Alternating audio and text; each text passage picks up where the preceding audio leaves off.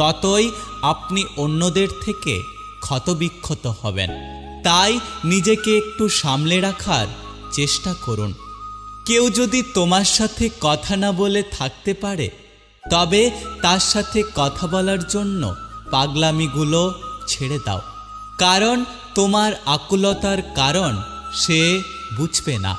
কেউ যদি তোমার মূল্য না বোঝে, তবে তার কাছে বারবার নিজের গুরুত্ব চাওয়ার থেকে বিরত থাকো।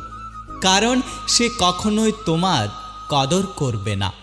মোট কথা, কেউ যদি তোমাকে তার জীবনে না চায়, তবে তাকে আঁকড়ে ধরো না। কেউ যদি তোমাকে ছেড়ে ভালো থাকতে পারে, তবে তাকে তার জীবনে ভালো থাকতে দাও।